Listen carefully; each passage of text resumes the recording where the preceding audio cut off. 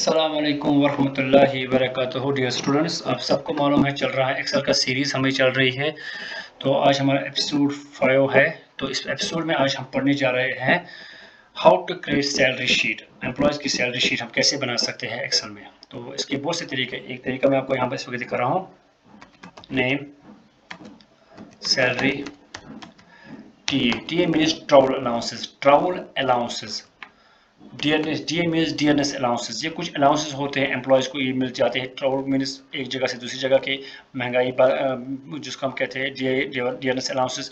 उसके बाद MA medical allowances और HRA house rent allowances employees को मिलती है। हाउस रेंट अलाउंसेस मिलते हैं इनको।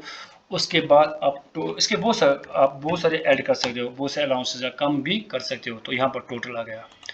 उसके बाद GP फंड, जो एम्प्लॉय होता है उसको GP फंड कट जाता है इस सैलरी में से, वो उसको इसका डबल इसको फिर ऐड होता जा रहा है और वो उसको आफ्टर रिटायरमेंट मिलता है। फिर CP फंड भी, जिसको हम प्रोविडेंट फंड भी कहते हैं, ये भी कट जाता है इसको। फिर टोटल डिडक्शन, ये आपको अभी समझ आएगा टोटल डिडक्शन क्या है। एंड नेट सैलरी आप फुल फॉर्म भी लिख सकते हो नेट सैलरी को। Net salary, total deduction, total deduction ये भी आप लिख सकते हो। तो नेम हम लिखेंगे फिर से कई, राकिब, आकिब, साहिल, उवैस, समीर, फयाज। सपोज इसकी सैलरी हमने रखी इस वक्त 20,000। तो टीए ट्रैवलर कंपनी इसको बोल रही है हम आपको टीए देंगे। टीए कितना देंगे सैलरी की परसेंटेज के लिहाज से। हम आपको, चलिए कंपनी इसको बोल रही है हम आपको is equal to every formal star equal to, हम आपको 8% देंगे। 8% को 8 मैंने कल बताया आपको परसेंटेज कैसे, 8 divide by 100 into amount 8 divide by 100 into amount. तो अमाउंट की जगह यहाँ पर आज 8 लिखना है, कोई सेल नहीं, क्योंकि सेल में हम 8 ऑरली लिख रहे हैं यहाँ पर। इसको कंपनी बोल रही है हम आपको 8% देंगे। क्या देंगे 8% आपको? टीए किसका 8%? सैलरी को। कल भी मैंने बताया परसेंटेज कैसे निकालनी, 8 डिवाइड बाई 100 इंटू वो अमाउंट। तो उस अमाउंट का वो अमाउंट कितना है? 20,000 है। तो ये 20,000 किस सेल में है, हमें इसका नाम लिखना है। सेल का नाम क्या है? B2। तो हमने लिखा है यहाँ पर B2। 8 divide by 100 into B2। कल का टॉपिक जिसको पढ़ा होगा उसको समझ आया होगा कि परसेंटेज कैसे निकालना होता है। 8 का परसेंट निकालना है आपको, 8% निकालना है आपको 20,000 का। तो अब 8 डिवाइड बाई 100 इंटू B2। फिर से रिपीट। इसके बाद सेम 6%, सपोज 7% या 9% दिए, 9 डिवाइड बाई 100। ये जो आप 9 लिख रहे हो, 8 लिख रहे हो, it all depends upon the company की कंपनी के रूल्स क्या होंगे, वो कितने परसेंट लिख रहे हैं। कोई 20 भी लिख सकता है, कोई 10 भी लिख सकता है। हमें चलो हम इसको देंगे 12%, 12 डिवाइड बाई 100 इंटू B2। इसके बाद HRA, इसको बोलेंगे 16%, 16 डिवाइड बाई 100 इंटू B2। तो ये देखो आपको टोटल सैलरी क्या बन गई इसकी। टोटल सैलरी तो एक तो इसकी सैलरी 20,000 है और ये सारे इसको अलाउंसेस मिल रहे हैं इस एम्प्लॉय को। एक तो इसको 20,000 सैलरी, अपनी बेसिक सैलरी मिल रही इतनी। उसके बाद इसको ट्रैवल अलाउंस मिल रहा है, डियरनेस अलाउंस मिल रहा है, मेडिकल अलाउंस मिल रहा है और HRA मिल रहा है। तो इसको आप टोटल करोगे यहाँ पर। ऑटो सम मैंने दिखाया आपको, इस परसों भी ऑटो सम करने का तरीका,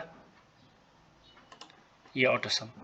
इसके बाद GP फंड, सपोज कंपनी वाले इसको बोल रहे हैं हम आपको GP फंड काटेंगे 8%, 8 डिवाइड बाई 100 इंटू G2। तो इस वक्त हम G2 टोटल पे, जो टोटल सैलरी है इस पे निकालेंगे। किस पे? ये तो हमने ऐड हो गया। अब इसको बोल रहे हैं हम आपको 8% काटेंगे। किसका 8% काटेंगे? G2 का, जो यहाँ पर आप टोटल है उसका। 8 डिवाइड बाई 100 इंटू G2। ठीक है। सी फंड आपको हम काटेंगे 6%, 6 डिवाइड बाई 100 इंटू G2। तो ये अपने आप कंपनी के रूल्स पे होता है, 6, 8 डिपेंड्स अपॉन। तो यहाँ पर आप इसको, अब आपको टोटल डिडक्शन मीन्स टोटल कितना करता है। सपोज मैं आपको एग्जाम दे रहा हूँ, आपका पापा कमाता है, आपके पापा की सैलरी 29,000 है। उसमें से इसको सपोज एक शॉपकीपर को ये देना होता है और दूसरे शॉपकीपर, मेडिकल शॉप को ये देना होता है मंथली। तो अगर पापा बोलेगा बेटा मेरा कितना कटता है मंथली, आप बोलोगे पापा this plus this, that mean इसको प्लस करोगे ऑटो सम, इन दोनों का प्लस। कितना टोटल डिडक्शन कितना कट रहा है, एक तो जी फंड कट रहा है, ये अमाउंट कट रहा है, और दूसरा ये अमाउंट। तो इन दोनों की जगह क्या लिखेंगे, सेल का नाम दिस प्लस दिस। अब मैं आपसे पूछ रहा हूँ नेट सैलरी कैसे निकलेगी। एग्जाम्पल दे रहा हूँ, आपके पापा की 29,000 सैलरी है और उसमें से उसको पैसे कटते हैं 4,060 तो अब कितना बचता है। टोटल सैलरी जो है वो 29,000 है और उसमें से उसको करते हैं 4,060। अब कितने बचते हैं उसके हाथ में, उसको कहते हैं नेट सैलरी। तो वो कैसे, that means total minus total deduction. Total याद रखो, ये मत रखना याद जीबी, कभी आपको एच में हो सकता है, कभी आपका टोटल हो सकता है एफ पर भी। तो यहाँ पर total minus total deduction is equal to क्या लिखोगे आप यहाँ पर, G2 minus J2, G2 minus J2, this minus this, वो बन जाती है नेट सैलरी जो बच जाती है हाथ में इसको। वो कितना है 24,940। अब देखिए ये सारे फॉर्मूलाज है, इनमें से कोई इनपुट नहीं है, ये सारे आउटपुट्स है, याद रखो, क्योंकि ये वहीं से निकल रही है। हम यहाँ से अमाउंट देंगे, यहाँ से खुद ब खुद ये बाकी निकलेंगे। जो भी फॉर्मूलाज है, ये फॉर्मूलाज है ना, तो इन फॉर्मूलाज को हाईलाइट करोगे, हाईलाइट रिमाइंड दिस, हाईलाइट। ये नहीं करना, ये जो आप सैलरी, इसको नहीं, सैलरी के बगैर यहाँ से अब जो भी फॉर्मूलाज जिन पर भी फॉर्मूलाज अप्लाई है, जैसे मैंने पिछले 2 वीडियोस में भी दिखाया आपको, अब मैंने लोन में भी दिखाया आपको और मार्क्स कार्ड पे भी। तो उसके बाद ड्रैग करने का तरीका मैंने परसों भी दिखाया, कर्सर ले जाओगे यहाँ पर, जैसे आप ब्लैक प्लस आ गया, अब देखो यहाँ पर आपको ब्लैक प्लस आ रहा है, इसको ड्रैग करोगे तो ये निकला फिलहाल 0 क्योंकि अभी मैं अमाउंट फिल नहीं किया। अब अमाउंट फिल करते जाओ, यहाँ पर खुद ब खुद फिल होता जाएगा। अब अमाउंट फिल करते जाओ, यहाँ पर खुद ब खुद फिल होता जाएगा।